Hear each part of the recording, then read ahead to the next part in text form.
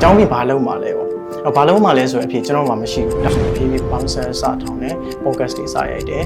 ပြီးသွားဆိုရင်ကျွန်တော် magazine တွေစလုပ်တယ်ဒါတွေတဖြည်းဖြည်းလုပ်နိုင်တာကျွန်တော်ကြောက်တော့မဟုတ်ကျွန်တော်ရဲ့အထင်မရှိဘူးအားလုံးမြင်ပါပါပုံမှန်ဆိုရင်တော့ဒီအားလုံးမြင်ပါပါဆိုရဲအစားပြည့်စကားလေးကကိုရင်ပြောနေကြတော့ဒီနေ့မှာတော့ Hana Host ဖြစ်ဆောင်ရတော့ပြီးတော့ guest speaker တော့ကိုရင်ရောဖြစ်ပါတယ်လူငယ်ကဒီဘက် entertainment ဘက်တို့ပြီးတော့တခြားမဆိုင်တဲ့ information တွေမလိုတဲ့ information တွေမှာရောက်နေတယ်ပြီးဒါလူငယ်ရဲ့အမားမဟုတ်ဘူးလို့ဆိုကျွန်တော်တို့ platform တစ်ခုစောက်ဖို့လိုတယ်ဒီ platform ကိုလူငယ်ရောက်လာဖို့အတွက်စူးစမ်းမှာကျွန်တော်တို့တောင်းအားကြောင့်မို့လို့ဒီ startup studio တစ်ခုစတင်ပြီးတော့ဒီ startup နယ်ပယ်တွေကိုဝင်ရောက်ဖို့ဘယ်ရာတုံးအောင်ပြီးခဲ့ရလဲပေါ့ဟိုမှာ legacy တစ်ခုခြံထားပေးကျွန်တော်ပေါ့ငါတို့ဒါတွေလုပ်ခဲ့အောင်ဒါတွေမှားခဲ့တယ် startup မှာအရေးကြီးတာပ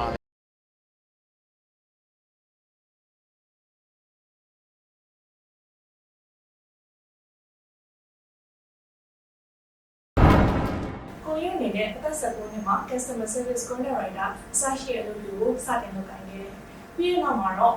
business support assistant strategy and strategy initiative ဖြစ်ဆက်လက်လုပ်ကိုင်နေတယ်။ဒါပေမဲ့ထူးခြားတဲ့ခုကတော့သူအသက်22နှစ်အရွယ်မှာ internship 3လဝင်ပြီးတော့လုပ်ရင်းကနေတစ်ဆင့် business unit 6ခုကို support လုပ်ရတဲ့ business development manager တူဖြစ်လာခဲ့ပါတယ်။ပြီးတော့ထိုင်းနိုင်ငံ၊တရုတ်နိုင်ငံ၊အင်ဒိုနီးရှားနိုင်ငံအစရှိတဲ့နိုင်ငံတကာက page တွေကိုကြည့်ရှုပြီး evaluate လုပ်ပေးဖို့အတွက် investment associate တူဖြစ်လာခဲ့ပါတယ်။ဘာကြောင့်လဲ။အခုလက်ရှိမှာလည်းသူဒီနှစ်တွေရှောက်ဖြတ်သန်းရတဲ့အတွေ့အကြုံတွေလေ့လာခဲ့ရတဲ့အရာတွေကိုမြင်ပြီးတော့ Bami Service တွေကိုစတင်တည်ထောင်ထားခဲ့ပါတယ်။ဘာကြောင့်ဖြစ်လဲ။အခုလက်ရှိထပ်လို့ပြောနေတဲ့လူငယ်တွေအတွက်ဆက်ရပတ်သက်လို့လေ့လာစရာတွေကိုပေးနေမဲ့ Senior Service Founder တွေကနေပြီးတော့အကြောင်းအရာတွေမျှဝေပေးနေတဲ့ Story of Mama Podcast ကိုစတင်ထုတ်လွှင့်ထားပါတယ်။ဘာကြောင့်ဖြစ်လဲ။ဒီလိုအကြောင်းအရာလေးတွေနဲ့အဖြေတွေကိုဒီ podcast မှာတူတူနားထောင်လိုက်အောင်။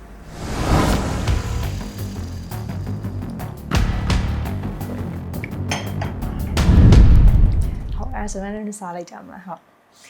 ်ဆိုတော့ဒီမှာဆိုရင်တော့ဒီနေ့ကတော့ထူးထူးခြားခြားအနေနဲ့ပေါ့နော်အရင်တော့က guest speaker တွေလာရင် host ဖြစ်နေမိခဲ့တဲ့ကိုလင်ရောအခုဆိုရင်တော့ guest speaker ဖြစ်ပြန်ပြီးတော့ပါဝင်ပေးမယ်ပေါ့ဆိုတော့အရင်တော့ကိုက host အနေနဲ့နေခဲ့ရတာအခု guest speaker ဖြစ်သွားပြီဆိုတော့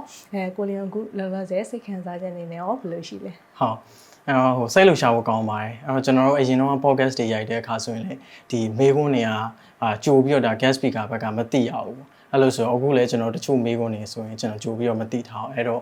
ဘယ်လိုမေးခွန်းတွေမေးလာမလဲဆိုတာကျွန်တော်ကိုယ်တိုင်လည်းစိတ်ဝင်စားပါတယ်ဟုတ်ကဲ့ပါဆိုတော့ဒါပထမဆုံးအနေနဲ့စရမယ်ဆိုရင်တော့အခုဆိုရင်2023လဲကုန်တော့မယ်2024ရောက်တော့မယ်ပေါ့ဒါလူငယ်တွေဆိုလဲအပြောင်းလဲရင်းနဲ့ changes တွေလုပ်ရင်းသူတို့ goal setting တွေချရင်းနဲ့ပေါ့ဆိုတော့ဒါဆိုရင်ကိုလီယွန်လူငယ်ဘဝပေါ့နော်18လောက်တုန်းကဆိုရင်ရောကိုလီယွန်ဘာတွေလုပ်နေခဲ့လဲကျွန်တော်16 18ပေါ့ဟိုကျွန်တော်အရင်ကျွန်တော်အဲ့တုန်းကဘာမှမသိဘူးပေါ့ဘာမှမသိဘူးဆိုတဲ့ဟာဥမာပုံမှန်ဒီလူငယ်သိရဲ့အရာတွေဥမာထားပါတော့ကျွန်တော် scholarship တို့အခြားအခွင့်အလမ်းတွေရှိတယ်အဲ့ဒါတွေဆိုလဲကျွန်တော်ဘာမှမသိဘူးကျွန်တော်သိရကျွန်တော်အကြောင်းပြီးရဆိုရင်တက္ကသိုလ်တက်မယ်ပြီးသွားရဆိုရင်အကြောင်းသွားမယ်ပြီးရင်အကြောင်းပြန်မယ်တကယ်လို့ဆရာမအိမ်စာပေးရဆိုရင်ကျွန်တော်အိမ်စာလုပ်မယ်ပြီးရင်အချိန်မှန်ဆရာမောက်တာအိမ်စာတွေပြပေးမယ်အဲ့လိုဆိုတော့ဟိုပုံမှန်အကြောင်းသားဘဝရောမတင်ငယ်ချင်းနေနဲ့သွားမယ်ပြီးသွားရဆိုရင်ဒီလက်ဖေးဆိုင်တွေပါထိုင်မယ်ဒီလိုမျိုးပုံမှန်ပဲပေါ့အဲ့တော့အကြောင်းပြီးသွားရတက္ကသိုလ်ရောက်တယ်တက္ကသိုလ်ရောက်တဲ့အခါမှာဆိုရင်လည်းတင်ငယ်ချင်းနေနဲ့သွားရရှောက်စားပြီးသွားရဆိုရင်ဒီအကြောင်းသွားအိမ်ပြန်ဒီဟာနဲ့ပဲအချိန်ကုန်ဖြစ်တာများတယ်ပြီးတော့ဘာလုပ်ချင်မှမသိဘူးအဓိကကတော့ကျွန်တော်ဘာဘဲကရီရောကျွန်တော်ရွေးချယ်တင်တာလဲအဲ့လိုမျိုးလည်းအများကြီးမစင်စားပြဘူးအဲ့တော့ဒီတိုင်းပဲကြောင်းသွားတဲ့အကြောင်းပြင်တယ်ဒါပဲပေါ့အဲ့ set conception မှာတော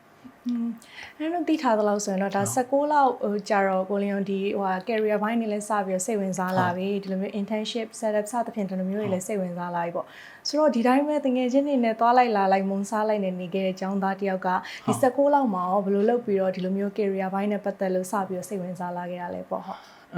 အဲ့တော့ကကြာတော့ကျွန်တော်ကဒီအဓိကကျွန်တော်နောက်ဆုံးပေါ့အကြောင်းတက်နေတဲ့ကာလမှာဆိုရင်သူကဟိုကျွန်တော်စဉ်းစားမိတဲ့ဟာတစ်ခုကဘာလဲဆိုတော့ကျောင်းပြီးသွားပြီအဲ့ချိန်မှာဆိုရင်အလုပ်ပြုတ်တဲ့လူတွေလည်းအများကြီးရှိအဲ့ကာလကိုဗစ်ဖြစ်သွားတယ်ကိုဗစ်ဖြစ်တဲ့ကာလမှာအဲ့တော့အလုပ်ပြုတ်သွားတဲ့လူတွေအများကြီးရှိတယ်တကယ် experience ရှိတဲ့လူတွေတော့မ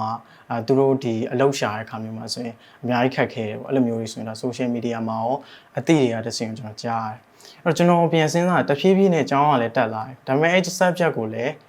းစိတ်မဝင်စားဘူးအဲ့တော့ကျောင်းပြီးဘာလုပ်မှာလဲဘာလုပ်မှာလဲဆိုတဲ့ဟာမှာဘယ်ဟိုသွားမှာလဲဘာလုပ်မှာလဲဆိုတာအဲ့လို ဟိုအချိန်တွေကတရက်ပြီးသွားတယ်အဲ့ဒါကိုပဲစဉ်းစားဖြစ်နေဟိုဘာလုံးရမှာလဲဟိုအဲ့ဘာလုံးရမှာလဲမှာနောက်တစ်ခုထပ်ပြီးတော့စဉ်းစားမိဖြစ်တာဘာလဲဆိုတော့ဟိုတခြားသူတွေရှိတယ်အကဲငါအကြောင်းပြီးတော့အင်္ဂလိပ်စာနဲ့ပတ်သက်ပြီးတော့ကျွန်တော်ဘာမှမသိဘူးဘာသာစကားလည်းနားမလည်ဘူးပြီးသွားဆိုရင် job market ပေါ့ market ထဲမှာဘယ်လိုအလုပ်ကနေရှိလဲလည်းမသိဘူးအဲ့တော့အကြောင်းကပြီးတော့မယ်အဲ့လိုဆိုတော့ဟိုအကြောင်းပြီးဘာလုံးမှာလဲပေါ့အဲ့ဘာလုံးမှာလဲဆိုရင်အဖြစ်ကျွန်တော်မှမရှိဘူးဒါပေမဲ့ကျွန်တော်သိရတဲ့ခုကအဲ့အချိန်မှာလူတွေကလည်းဒီ experience ရှိတဲ့လူတွေကအလုပ်တွေမရှိကြတော့အလုပ်ကနေပြုတ်သွားကြပြီအဲ့လိုဆိုကျွန်တော်ပြန်မေးတဲ့နောက်ထပ်မေးခွန်းအကြောင်းမင်းမှာဘာရှိလဲပေါ့အဲ့တော့ဘယ်ဘာကြောင့်မင်းတို့ဒီလူတွေကနေပြီးတော့အလုပ်ခန့်တင်လဲပေါ့အဲ့လိုပြန်စဉ်းစားတဲ့အချိန်မှာအဲ့အချိန်မှာကျွန်တော်မှဘာမှမရှိဘူးပေါ့ဘာမှမရှိဘူးဆိုတာဥပမာကျွန်တော်ရဲ့ subject domain လည်းမရှိဘူးပြီးသွားဆိုရင်တခြား certificate တွေပါလည်းမရှိဘူးဘာသာစကားဆိုလည်းမရှိဘူးသူများဆိုဘာသာစကားတက်တယ်တခြား volunteer experience ရှိကျွန်တော်ဘာရှိလဲဆိုဘာမှမရှိဘူးပေါ့အဲ့တော့ဘာမှမရှိဘူးဆိုတော့16လောက်ကစပြီးတော့မှ19ပတ်ချလေးလောက်လို့မှတခုခုရှိကျင်တယ်ပေါ့တခုခုတော့လေးလာကျင်တယ်ဆိုပြီးတော့ကျွန်တော်အလုပ်တွေစရှောက်တယ်ပြီးရင်ကျွန်တော်ဒီ intern တွေဝင်ဆင်းတယ်ရသမျှအလုပ်ပေါ့ရသမျှအလုပ်ဆိုတာဥပမာကျွန်တော်အဲ့ချိန်ဆို customer service job တွေဒါမျိုးတွေလည်းခေါ်ကြတယ်အဲ့လိုပတ်တိုင်းနေနဲ့ပြီးသွားပြီဆိုရင်တခြားဒီဟို waiter ပုံစံမျိုးတွေအဲ့လိုမျိုးတွေလည်းခေါ်ရောပတ်တိုင်း waiter အဲ့လိုမျိုးဆိုရင်ကျွန်တော်ရသမျှကျွန်တော် job တွေကိုကျွန်တော် like လျှောက်ပြီးတော့လုပ်ကြည့်ရယ်ဒီအောင်ကတကယ်ကြိုက်လာပေါ့ဆိုတော့အဲ့တော့စပြီးစိတ်ဝင်စားဖြစ်တာခုန16လောက်မှာဆိုရင် job က market ထဲမှာအလုပ်ပြုတ်တဲ့လူတွေအများကြီးပဲရှိရယ်ကိုကလည်း subject စိတ်ဝင်စားအဲ့တော့မင်းတခုခုနေရာမှာရဖို့အတွက်မင်းမှာဘာရှိလဲဆိုဘာမှမရှိဘူးအဲ့တော့ဘာမှမရှိတဲ့အတွက်တခုခုရှိအောင်စပြီးတော့အဲ့လို final လုပ်တဲ့ကာလလို့ပြောလို့ရအောင်ဟုတ်ဒါအခုဆိုရင်ကြတော့ကိုလင်းကဒီ startup industry ထဲမှာဆိုရင်ဒါစတင်ဝင်ရောက်လာပြီလို့ပြောလို့ရတယ်ပေါ့ဆိုတော့ဒီမှာဆိုရင်ခုနကပြောသလိုပဲ step by step ပြောရမယ်ဆိုရင်တော့ဒါငယ်ဘဝအကြောင်းသားဘဝပေါ့ပြီးတဲ့အခါမှာကျတော့ဒါအလုပ်ကို random ပေါ့နော်ဘယ်လိုပဲဖြစ်ဖြစ်ဒါဝင်လျှောက်ပြီးတော့ experience union ကာလအဲ့ဒီကနေပြီးတော့ဒီ startup industry လို့ခေါ်တဲ့ဒီ startup ပေါ့နော် startup ကိုဘယ်ချိန်ကနေစပြီးတော့ဟိုကိုစိတ်ဝင်စားရဲဆိုတာသိလာတယ်ပေါ့ကျွန်တော် Burmese Sales Studio မှာဆိုရင်ကျွန်တော်အမြဲပြော do what you love for me သဘောကျတဲ့အရာကိုရှာဖို့လိုတယ်ဒါပေမဲ့အဲ့ချိန်တော့မှကျွန်တော်ဘာသဘောကျလဲကျွန်တော်လည်းမသိအဲ့တော့ဖြစ်ချင်တော့အဲ့တော့ကျွန်တော်ဘာလုပ်ရလဲဆိုတော့ကိုကဘာသဘောကျလဲသိဖို့ကအများကြီးလုပ်ကြည့်ဖို့လိုတယ်လို့ကျွန်တော်ထင်တယ်ဥပမာငယ်တဲ့ကာလမှာဆိုရင်အကောင်းဆုံးပဲပေါ့အဲ့တော့ကိုဘာသဘောကျလဲဆိုတာကိုတချို့အရာတွေကလုပ်ကြည့်လိုက်မှသိတယ်အဲ့လိုဆိုအဲ့16လောက်မှာကျတော့ကျွန်တော်ဒီ startup ဆိုတာဘာမှလည်းမသိဘူး innovation တွေဆိုတာလည်းဘာမှမသိဒါပေမဲ့ကျွန်တော်သိတာတခုကကျတော့အဲ့လို boring ဖြစ်တဲ့ဟာကျွန်တော်မလုပ်ချင်ဘူး boring ဖြစ်တဲ့ဟာဆိုတော့ဥပမာ9-5ကြော်ပဲပေါ့ကျွန်တော်တို့အိမ်ရဆိုရင်အမြင် encourage ပေးတာဥပမာမနက်ကူသွားပြီးသွားဆိုရင်ညဘက်ပြန်လာခဲ့ထမင်းကြိုက်လေးနဲ့ကားပြီးပြန်သွားတယ်သူနေရကြီးလိုက်တယ်ဆိုရင်ရောသူ smart ကြရဲပေါ့သွားတဲ့ဟာမျိုးအဲ့လိုမျိုးဆိုရင်ဒါအိမ်ရမိပါလေဆိုရင်နေဒီလမ်းနေအကိုကြီးတော့မှဒီလိုမျိုးလုပ်တည်ရနေကြပြီအဲ့လိုမျိုးဆိုရင်ကျွန်တော်အဲ့လိုကြီး inspire မဖြစ်ဘူးboring ဖြစ်တယ်လို့ကျွန်တော်ထင်တယ်ဥပမာ9-5သွားရဲအလုပ်သွားရဲအလုပ်ပြန်နေပြီးတော့ test တွေကလည်းအဲ့လိုကျွန်တော် customer service တွေပါဆိုရင်ကြတော့ကျွန်တော်တို့ပြောအောင်ကျွန်တော်တို့ repetitive ဖြစ်တယ်ဥပမာတနေ့ဆိုရင်လည်းဒီဟာရှိတယ်တနေ့ဆိုရင်ဒီဟာအဲ့လိုဆိုအဲ့လို test တွေဆိုရင်ကျွန်တော်မလုပ်ချင်ဘူးပေါ့ကျွန်တော် Andy ကအဲ့တော့သူက convenience store လာမသိဖွင့်ဖို့အတွက်ပြောတာအဲ့ချိန်မှာသူကအဲ့မှာသူလာလို့ပေါ့ထိုင်ပြီးတော့ cashier လုပ်ဆိုကျွန်တော်မလုပ်ချင်ဘူးဘာလို့လဲဆိုတော့ကျွန်တော်တို့တအားခက်ခဲတဲ့အဲ့ဟာအဲ့လိုမျိုးကဒီ boring ဖြစ်တဲ့ဟာတွေပြီးပုံမှန်9-5သွားတဲ့ဟာမျိုးတွေကျွန်တော်မလုပ်ချင်တဲ့ဟာကိုပဲသိတာဒါပေမဲ့ကျွန်တော် startup ဆိုတာဘာလဲမသိဘူး။ startup ဆိုတာဘာလဲမသိတော့ကျွန်တော်ဘာလုပ်ရလဲဘာသိလဲဆိုတော့ကျွန်တော်ကဒီ boring ဖြစ်တဲ့အလုပ်တွေမလုပ်ချင်ဘူး။ဒါပေမဲ့တစ်ချိန်တည်းမှာကျွန်တော်အဲ့လိုစဉ်းစားတတ်တဲ့လူတွေသဘောကျတယ်။ဥပမာစဉ်းစားတတ်တဲ့လူဆိုတာဒီ live နဲ့ပတ်သက်ပဲဖြစ်ဖြစ်ဥပမာ business နဲ့ပတ်သက်ပဲဖြစ်ဖြစ်ဥပမာ startup နဲ့ပတ်သက်တာပဲဖြစ်ဖြစ်အဲ့လိုစဉ်းစားတတ်တဲ့လူဥပမာ तू ဘယ်လိုမျိုးစဉ်းစားလိုက်ပြီးတော့မှဒီ decision ကိုချလိုက်ပြီးတော့ဒီ startup တစ်ခုထောင်လိုက်တယ်။အဲ့ဒါကိုကျွန်တော်အများကြီး inspire ဖြစ်တယ်။ခုနကကျွန်တော်ပုံမှန်9-5သွားရဲဆိုတာတဲ့။အဲ့တော့အဲ့အချိန်မှာအဲ့လိုမျိုးဒီကျွန်တော် article လိုက်ဖတ်တယ်ပြီးသွားဆိုရင်တခြားဒီpodcast လေးနားထောင်ကြည့်ရဲအဲ့လိုတဖြည်းဖြည်းနဲ့မှဒီ startup industry ကိုဝင်တာအရင်စချင်းကျွန်တော် startup ကိုမြင်တော့ငါတော့ startup လုပ်မယ်အဲ့လိုမဟုတ်ဒါပေမဲ့ကျွန်တော် do something ပေါ့ဥပမာတစ်ခုခုပေါ့အဲ့ great ဖြစ်တဲ့ဟာတစ်ခုခုတော့ကျွန်တော်လုပ်ချင်ဒါပေမဲ့ဘာမှမသိဘူးအဲ့တော့ခုနကပြောသလိုကျွန်တော်ပထမဆုံးအလုပ်ဆိုရင်ဒီ customer service လုပ်တယ်အတော့ပတ်တိုင်းခေါ်တာပတ်တိုင်းဆိုတာဘယ်လိုလဲဆိုတော့သူကinquiry ရှိတယ် inquiry ဆိုတာဒီဘက်ကအဲ့လို customer ရဲ့မေးတဲ့အဖြေအဲ့ customer မေးတဲ့အဖြေတွေကိုကျွန်တော်ကဖြည့်ပေးရတယ်ဖြည့်ပေးရင်သူကဘယ်လို salary ပေးလဲဆိုတော့သူမေးခွန်းတစ်ခုကို တော့10ချက်လားမသိ50လားမသိရတယ်အဲ့မေးခွန်းများများရတယ်ဆိုရင်ဒီလာစာများများရတယ်ပေါ့အများကြီးတော့မဟုတ်ပါဘူး3,400 5,000လောက်အဲ့တော့အဲ့ဒါကျွန်တော်ရဲ့ပထမဆုံး job လို့ပြောလို့ရအဲ့တော့ကျွန်တော်သွားလုပ်ကြည့်ရယ်သွားလုပ်ကြည့်တဲ့အခါကျွန်တော်ဗာနားလဲလာလဲဆိုတော့စမ်းစမ်းဝင်ချင်းမှာကျွန်တော်လိုမျိုးပဲ10ယောက်လောက်ဝင်တယ်ပြီးတော့3ယောက်လောက်ပဲကျန်တော့ပြီးတော့ကျွန်တော်1ယောက်ပဲကျန်တော့အဲ့ချိန်မှာမမေကကျွန်တော်မေးခွန်းကအများဆုံးပဲဘာလို့အများဆုံးလဲဆိုတော့များသောအားဖြင့် customer တွေကမေးတာဥမာဒါပါ location သိချင်တယ်ဆိုရင်ကျွန်တော်က location ကိုအရင်မပြောဘူးသူဘယ်မှာနေလဲဆိုတာအရင်မေးပြီးတော့မှအဲ့ဟာနဲ့ပတ်သက်တဲ့ဟာတစ်ခုပေးအဲ့တော့ကျွန်တော်က question တစ်ခုဖြစ်သွားတယ်ဆိုရင်50ဆို100ရပြောချင်တာအဲ့အချိန်မှာအဲ့စပြီးအဲ့အလုပ်ကျွန်တော်စလုပ်တယ်ပြီးတော့နောက်ပိုင်းကျွန်တော်ဒီU organization တွေ volunteer တွေပြီးရင်ကျွန်တော်ဒီအဲ့လိုပိတ်ရက်တွေမှာဆိုရင် part time job တွေပြီးကျွန်တော် live sale လေးလွှင့်မှုတယ်ပြီးကျွန်တော်အဲ့လိုမျိုးဒီဘက် Junction City တို့ဘာလို့မှလက်ကမ်းစာဆောင်ဝေပြီးတော့ဒီတွားအဲ့လို part time job လည်းလုပ်ဖူးတယ်အဲ့တော့ကျွန်တော်အဓိကအဲ့အချိန်မှာစပြီးတော့ဘာလုပ်ချင်လဲဆိုတော့ရှာဖွေနေတဲ့အချိန်မှာအဲ့ဒါကြီးကျွန်တော်အများကြီးလုပ်ပြီးတော့မှနောက်ဆုံးမှာဒီဘက်ကအဲ့လိုမျိုးဒီ e-commerce platform ပုံစံမျိုးမှာကျွန်တော်စရောက်သွားတယ်။စရောက်သွားတဲ့အခါမှာကျွန်တော်အစ်တွေပဲလုပ်ကြတယ်။အဲ့ချိန်မှာကျွန်တော်စာရေးပါလေစပြီးတော့ဖတ်လာပြီဆိုတော့ဒီ startup ဆိုတဲ့ဟာကိုကျွန်တော်သဘောကျတယ်။ startup ဆိုတဲ့ဟာကျတော့ဘာမှမရှိသေးတဲ့အရာကိုဒီ create လုပ်တဲ့ဟာမျိုးပေါ့။ဥပမာမျိုးလုံးထဲမှာမြင်နေပြီးသားတွေအများကြီးရှိတယ်။အဲ့ဒါမှမမြင်သေးတဲ့အရာတခု emerging လုပ်ပြီးတော့မှဒီကျွန်တော်လက်ရှိလက်တွေ့ဘဝတွေကိုဆွဲခေါ်လာတဲ့ဟာစိတ်ဝင်စားဖို့ကောင်းတယ်။အဲ့တော့အဲ့ဒီလုံနိုင်တဲ့လူတွေကျွန်တော် inspire ဖြစ်တယ်။အဲ့အားမှာတစင်ကျွန်တော်ဒီလို startup တွေအများကြီးပေါ်လာဆိုပိုကောင်းမယ်ပေါ့အဲ့ကနေတစင်နဲ့ကျွန်တော် startup industry ရောက်လာပါဟုတ်ဆိုတော့ဒါလည်းသိထားသလိုပေါ့နော်ဒီမှာဆိုရင်ကိုလီယော20လောက်မှဖြစ်မယ်ထင်တယ်19လောက်ပေါ့19လောက်မှစလုံးနေလောက်ကတော့ဟုတ်20လောက်မှဒီ full time စာဝင်တယ်ပေါ့ full time internship နေနဲ့စာဝင်တယ်နောက်3လလောက်နေတော့ဒါကို manager ဖြစ်သွားတယ်ပေါ့ဆိုတော့အဲ့ဒီ story ကလည်းဆိုလဲဒါကြားရပြီး inspire ဖြစ်ရတဲ့ story ဆိုတော့ခါကြတော့ဘယ်လိုမျိုးလဲပေါ့ဒီမှာဆိုရင်ပုံမှန်ဆိုရင်တော့ internship ဝင်ပြီးရင်ထားရတယ်နော်ဒီ permanent ဖြစ်သွားတဲ့အခါမှာ executive စသဖြင့်ပေါ့နော်လိုမျိုးသွားတယ်ကိုလီယွန်ကြတော့ဘာကြောင့်မို့လို့ဒီ3လ internship ဆင်းပြီးတာနေတန်းပြီးတော့ဒီ manage လုပ်ရတဲ့ manager ရဲ့ role ရရှိခဲ့တယ်လို့ထင်တယ်ပေါ့အဓိကကတော့အဲ့ဒါအရင်တော့မဆန်းဘူးအဓိကကတော့ဘာလို့လဲဆိုတော့အဲ့ဒါမတိုင်ခင်မှာကျွန်တော်ကအခုနလိုမျိုးကျွန်တော်လုပ်သက်ကတော့နည်းဆိုတာဥမာတစ်နှစ်လောက်ရှိမယ်ဒါပေမဲ့ကျွန်တော်ရဲ့အလုပ်ချိန်ကမိုးလင်းကနေမိုးချုပ်ပဲဥမာ24/7ပဲအဲ့ကျွန်တော်မနေ့မိုးလင်းရင်အဲ့တော့ခုန customer service ပေါ့အဲ့ဒါပြီးသွားရင်ကျွန်တော်ဒီဘက်ကအဲ့လို part time နေလုပ်နေမှာကိုပဲဖြစ်သွားတော့အဲ့လို full time နှစ်ခုရတယ်ကိုပဲဖြစ်သွားတော့ဘာလို့ဆိုကျွန်တော်အပြင်သွားကြရမလို့တော့ကျွန်တော် full time နှစ်ခုလုံး join လိုက်တယ် full time နှစ်ခု join လိုက်တယ်အဲ့တော့ကျွန်တော် laptop တွေပါလေအဲ့လိုကြီးမရှိတော့ကျွန်တော်တစ်လောက်3000လောက်ငှားပြီးတော့မှဒီ online ကနေပြီးတော့ဒီထားပါတော့ဒီ Zoom meeting တွေတက်ပြီးတော့မှဒီလိုမျိုးသွားအဲ့တော့အဲ့အချိန်မှာတော့ကျွန်တော်ရဲ့အလုပ်ကပါလဲဆိုတော့ဒီဖုန်းခေါ်ရတယ်ဒီ business နဲ့ပတ်သက်တဲ့အဲ့လိုမျိုးဒီနယ်ပယ်မှာရှိရဲ့တခြားလိုနယ်ဘက်ကလူတွေကျွန်တော်ဖုန်းခေါ်ပြီးတော့ consultation ပုံစံမျိုးနေတယ်ပေါ့အဲ့ကျွန်တော်အဲ့တော့ဘာမှတော့အရင်သိသေးရမဟုတ်ဒါပေမဲ့ကျွန်တော်လေ့လာပြီးတော့သူတို့ရဲ့ problem တွေကိုဖြေရှင်းပြီးရသူတို့ဖြစ်နေတဲ့ problem တွေကလည်းအကြီးတွေမဟုတ်ဥပမာ Facebook page တောင်မဖွင့်တတ်သေးတဲ့လူတွေအများကြီးရှိအဲ့ချိန်ကလာအဲ့တော့ကိုဝေးဖြစ်တော့သူတို့လုပ်တွေက digital ပေါ်ရောက်လာတယ်အဲ့တော့အဲ့ချိန်မှာကျွန်တော်သူတို့ရဲ့အဲ့ဒီ problem တွေဖြေရှင်းပြီးရ business support assistant အနေနဲ့ကျွန်တော်လုပ်တယ်တစ်ချိန်တည်းမှာပဲကျွန်တော်ဒီ strategy initiative ဆိုပြီးတော့ဒီဘက်ကအလုပ်KBZ ဖြေပေါ့အရင်တော့ကတော့Sunny Store ဆိုရှိအဲ့မှာကျွန်တော်ဒီ strategy team နဲ့ကိုရောက်သွားတယ်ကျွန်တော်ရောက်ချင်းမှာဆိုရင် strategy team မှာက3ယောက်ပဲရှိတယ်ကျွန်တော်ရဲ့ hack ရဲ့ပြီးသွားဆိုရင်တခြား senior ကိုတယောက်အဲ့တော့ပို့ပြီးတော့ in touch ဖြစ်တယ်ဆိုတော့အဲ့တော့သူတို့ကြီးကကျွန်တော်တို့ကသူအသစ်တွေဘယ်လိုလုပ်လဲဆိုတာဖြစ်ကျွန်တော်တို့က project ကြီးတွေပေးကြတယ်ဥပမာထားတော့ကျွန်တော်တောင်ကြီးတို့ဒီဘက်တွေကို delivery ဘယ်လိုပို့မလဲရေးခဲ့တက်တာတွေအဲ့ဆိုရင်ကျွန်တော်ဘင်းအောင်ဘက်သွားပြီးတော့ research လုပ်ကြတယ်ပြီးသွားဆိုရင်ဒီကို delivery ပို့မဲ့ pricing ကဘယ်လောက်ရှိလဲduration ပေါ့အချိန်ဘယ်လောက်ကြာအဲ့ဒါတွေတွက်ချက်ပြီးတော့ပြန်တင်ပြပေးရတယ်အဲ့တော့ကောင်းတဲ့အချက်ကခုနကကျွန်တော်တို့ဒီ full time တစ်ခုကခုနကဒီ business နဲ့ပတ်သက်တဲ့လူတွေအကြောင်းကျွန်တော်ကပြောနေတယ်ပြီးတော့ consultation ပုံစံမျိုးနဲ့တစ်ခုကကျတော့ဒီဘက် e-commerce ဘိုင်းမှာကျွန်တော် project တွေကန်ရတယ်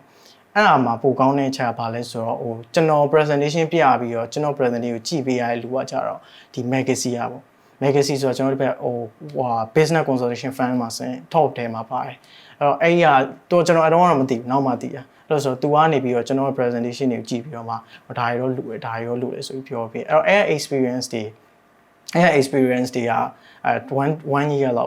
လောက်ရှိမယ်အဲ့ဒါပြီးတော့မှကျွန်တော်ဒီဘက် 20 21လောက်မှာဒီ startup တွေအဲ့မှာစပြီးတော့ startup တွေစိတ်ဝင်စားနေပြီဆိုတော့ဒီဘက်ကျွန်တော် corporation တစ်ခုကို join ဖို့ပေါ့ဒါပေမဲ့အဲ့ corporation ဆိုတာကိုကျွန်တော်မသိအဓိကကျွန်တော် startup ကိုစိတ်ဝင်စားတယ်အဲ့ startup အကြောင်းပေါ့ startup နဲ့ပတ်သက်တဲ့အကြောင်းတွေ live ပြီးတော့ရှာဖတ်ကြည့်ရခါမျိုးမှာဆိုရင်အဲ့ company ကဟို venture capital company မျိုးပေါ့အဲ့လိုမျိုးဆိုတော့သူ့မှာ startup တွေအများကြီးရှိတယ်အဲ့ startup တွေအများကြီးရှိတော့ကျွန်တော် startup တွေစိတ်ဝင်စားတယ်အဲ့တော့ကျွန်တော်ဘာလုပ်လဲဆိုတော့ကျွန်တော် email ပို့တယ်ပေါ့ကျွန်တော်ဒီမှာ intern ဆင်းကျင်တယ်3လပေါ့ပတ်စံတပြားပေးစရာမလိုကျွန်တော်3လဆင်းမယ်ကျွန်တော်ခိုင်းလို့ရတယ် marketing plan strategy မှာကြိုက်တာခိုင်းဗျာကျွန်တော်လုပ်လို့ရနိုင်တဲ့ဟာကိုကျွန်တော်အဲ့အချိန်မှာအကောင်းဆုံးလုပ်ပြီးမှဒါပဲအဲ့လိုဆိုတော့သူ test တွေပြီးရကျွန်တော် market research တွေ marketing plan တွေဆွဲခိုင်းတယ်အဲ့ဒါ3လပေါ့အဲ့3လပြီးတော့ကျွန်တော် manager ဖြစ်သွားတယ်ပေါ့အဲ့ပြီးတော့ဒီဘက် startup unit 6ခုလောက်တောင်းယူပြီးရအဲ့တော့အဓိကတော့ခုနဒီ venture ပြီးတော့စိတ်ဝင်စားတော့အဲ့ company ကိုကျွန်တော် email ပို့တယ်3လကျွန်တော်အလကားလုပ်ပေးမယ်ဒါပဲပေါ့ကျွန်တော်ဒါကိုစိတ်ဝင်စားလို့ဒါပေမဲ့အဲ့3လပြီးတော့ကျွန်တော် permanent ခံပြီးတော့ကျွန်တော် manager ဟိုရောက်သွားတယ်ပေါ့ဘယ်လိုရောက်အောင်မလဲမသိလိုက်ပါဘူးဒီမှာဆိုရင်ခုနကကိုလီယံပြောသွားတယ်လို့ဆိုရင်ဒါ startup unit 6ခုပေါ့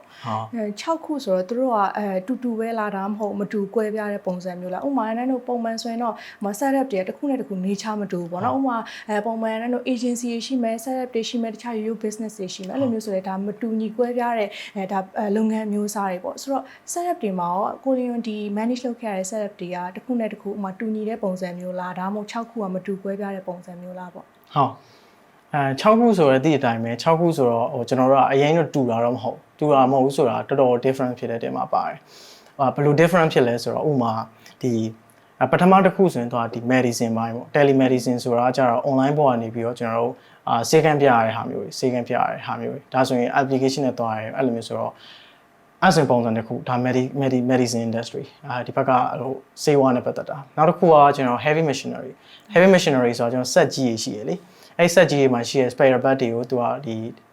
website ပေါ်ကနေပြီးတော့ရောင်းနေပေါ့အဲ့လိုဆိုတော့ဒါဆိုလဲ startup တစ်ခုအဲ့တော့ heavy machinery နဲ့ medicine နဲ့တခြားစီပဲပြီးနောက်တစ်ခုကကျတော့ cosmetic အဲ့ cosmetic ဆိုတာဒီကျွန်တော်အမျိုးသမီးနဲ့ပတ်သက်တဲ့အဲ့လိုမျိုးဒီ cosmetic ပစ္စည်းကို marketplace ပုံစံမျိုးအနေနဲ့ဒီ website ကနေပြီးတော့ရောင်းတယ်အဲ့လိုမျိုးဆိုတော့အဲ့ဒါလည်း different startup တစ်ခုပေါ့အဲ့ဒါပြီးတော့ကျွန်တော်တို့ဒီအမေတွေနဲ့ပတ်သက်တဲ့အဲ့လို Manson baby product တွေရောင်းတယ်အဲ့လိုမျိုးဆိုအဲ့ဒါလည်း different startup တခုဆိုအဲ့ဒါအပြင်မှာခုနဒီကျွန်တော် music streaming platform နဲ့ပါသေးတယ်အဲ့တော့ music streaming platform ပုံစံမျိုး launch တော့အင်ဒိုနီးရှားမှာရှိပြီးသားဟာတမြန်မာမှုပြန်ပြုကျင်တော့တချို့ဟာတွေပြောင်းသွားရှိတယ်အဲ့တော့ music streaming platform ကလည်းdifferent တခုပြီးတော့တခြား traditional medicine တွေရှိအဲ့တော့ပြန်ချုံပြောရင်ခုန6ခုကတစ်ခုနဲ့တစ်ခုဘာမှမတူဘူးအဲ့တော့ဒီဘက်ကဒီ sewa နဲ့ပတ်သက်တာ medicine နဲ့ပတ်သက်တာရှိရယ်ပြီးသွားရဆိုရင်ဒီဘက်က heavy machinery ရှိရယ် cosmetic တွေရှိရယ်ပြီးရင် e-commerce ပေါ့ Manson ပြီးအမေကလေးတွေဆိုတော့ဟိုတူလားလို့မင်းတော့အဲ့6ခုလုံးကတော့ဘာမှမတူဘူးဘာမှမဆိုင်နဲ့ startup unit 6ခုလို့ပြောလို့ရတယ်အဲ့6ခုမှာတော့သူကလည်းသူတော့ဒီလုံနေတဲ့ AGN နဲ့ကိုစီရောရှိတာပေါ့ဒီလိုမျိုးမတူညီတဲ့ business မျိုးစားတွေပေါ့နော်ဥပမာ music streaming platform နဲ့ဥပမာ cosmetics ဆိုရင်ဒါမတူဘူးပေါ့နော် level တွေသွားတဲ့ပုံစံတွေဆိုတော့ဒီလိုမတူညီတဲ့ business unit တွေကိုဒီ support ပေးတယ်ဒီလိုမျိုးဒီ manage လုပ်တယ်စသဖြင့်ပေါ့နော်ဒါမျိုးတွေဆိုရင်ဘယ်လိုအရာတွေကကိုလျွန်းအတွက် challenge ဖြစ်တယ်လဲပေါ့ဘယ်အရာတွေက challenge ဖြစ်လဲဆိုတော့အဓိကစဉ်းစားပုံဗျစဉ်းစားပုံကကြတော့ဘာလို့ဆိုကျွန်တော်တို့ဒီအဲ့မှာတော့အဲ့ကာလမှာတော့ကြာတော့တလားကိုကျွန်တော်တို့ကဒီအဲ့ business data တွေမှာ market research တွေလုပ်ပေးရရှိမယ်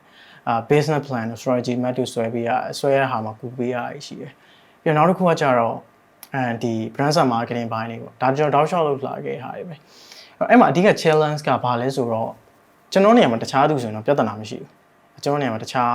ဟာပါတော့25 26ပေါ့28 29ရွယ်လူငယ်တယောက်ဆိုတော့အလူငယ်ထားပါလူလက်ပိုင်းတယောက်ဆိုပြဿနာမရှိဘူးဒါကျွန်တော်တို့က challenge ရှိတယ်ဘာလို့ကျွန်တော်ငှေးတယ်ဆိုတော့အဲ့ company မှာဆိုကျွန်တော်အငယ်ဆုံးပဲဒါပေမဲ့ကျွန်တော်က communicate လုပ်ကြတဲ့လူတွေကကျွန်တော်ထက်ဥပမာထားပါတော့30ကျော်40တွေများတယ်အဲ့လိုဆိုတော့10နှစ်လောက်กว่าအဲ့လိုဆိုတော့အဲ့10နှစ်လောက်กว่าတဲ့လူတွေကိုကျွန်တော်ကကြတော့10နှစ်လောက်กว่าတဲ့လူတွေကိုကျွန်တော်က market research တို့ဒီလိုမျိုး business plan ဆိုရင်ကျွန်တော်တို့ဒီလိုထင်နေဆိုတော့ advice ပေးရတဲ့ဟာတွေတူတူလောက်ကြတဲ့ကာလမှာဆိုရင်ကြတော့ challenge ကအများကြီးရှိတယ်ဥပမာ သူဘာမှမလုပ်လဲပေါ့ဥပမာသူကငယ်သေးပဲရှိတယ်ဘာမှတည်တော့မှာမဟုတ်ဥပမာတချို့ကကြတယ် theory ပဲတည်တယ်ဘာညာလည်းမျိုးဆိုတော့ဒါပေမဲ့အဲ့ချိန်တော့ကျွန်တော် theory ဘာလည်းမသိအဲ့တော့အဓိကကျွန်တော်ကို test ပေးရဆိုရင်အဲ့ test ကိုကျွန်တော်အကောင်းဆုံးလုပ်မယ်ထားပဲပေါ့အဲ့လိုဆိုတော့ခုနအဓိက challenge ဆိုရင်ကျွန်တော်အသက်ပေါ့ဥပမာပုံမှန်ငယ်နေတဲ့အတွက်ကြောင့်မလို့ကျွန်တော်ဥပမာတစ်ခုခုမှားသွားတယ်ဥပမာ mistake တစ်ခုဖြစ်သွားတယ်ဆိုရင်ကြတော့သူကထားပါတော့ငယ်ဆိုတော့ဖြစ်မှာပေါ့အဲ့လိုမျိုးဆိုတော့ကျွန်တော်အဲ့လောက်မကြိုက်ဘူးမကြိုက်တော့ကျွန်တော်ဘာလုပ်ရလဲဆိုတော့ပို့ပြီးတော့ prepare လုပ်ကြတယ်ဟိုကျွန်တော်သူနဲ့ meeting က17တွေ့မယ်ဆိုရင်ကျွန်တော်10နာရီလောက်တည်းကဘာပြောလဲဆိုတော့ကျွန်တော် prepare လုပ်ပြီးသားအပြင်သူဘာမေးလာနိုင်လဲပေါ့အဲ့တော့ဒါကတစ်ပိုင်းဒါကျွန်တော်ရဲ့ personally ရာ challenge ပေါ့အဲ့တော့ expert ရောပြီးတော့ခုနသူတို့ advice လုပ်ကြတဲ့အခါမျိုးမှာလည်း challenge ရှိတယ်နောက်တစ်ခုကကျတော့ business domain နဲ့ပတ်သက်တဲ့ဟာပေါ့အဲ့တော့လူတွေယောက်ကအများကြီးမသိနိုင်ဘူးဥပမာ medicine ကျောင်းအောင် expert ဖြစ်တဲ့လူက heavy machinery ကိုသိချင်မှသိဒါပေမဲ့ကျွန်တော်ကတစ်လမှာအဲ့ခုန6ခုလုံး support ပေးရတဲ့အတွက်ကြောင့်မလို့ဥပမာ meeting နဲ့အပတ်တိုင်းရှိတယ်အဲ့ကျွန်တော်ကဒီနေ့ကျွန်တော်က medicine ကျောင်းစဉ်းစား research လုပ်ထားတယ်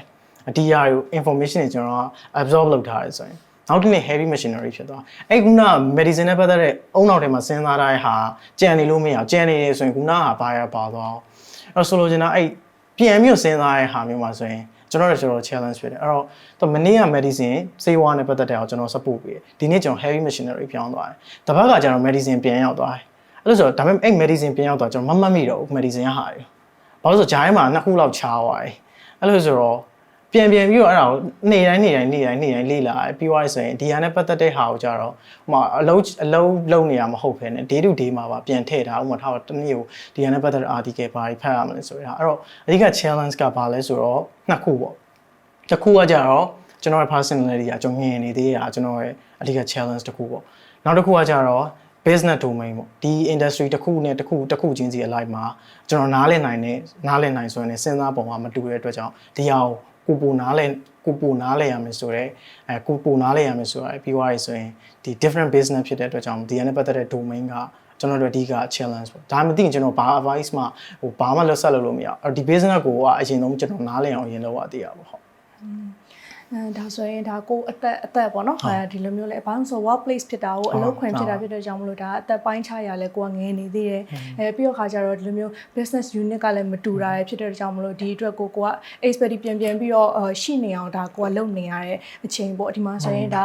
PR တွေတခြားဒီ challenge တွေဒီဟာတွေကိုဖျက်ကျော်ရတဲ့အခါမှာလဲဒါအနည်းနဲ့အများဆိုလို့ခက်ခဲမယ်လို့လည်းထင်တယ်ပေါ့အဲ့ဒါပြီးတော့တစ်ဖက်မှာဆိုရင်လည်းဒါအဲ့အချိန်မှာတော့ကိုကလူငယ်ဆိုတော့ထားတော့တခြား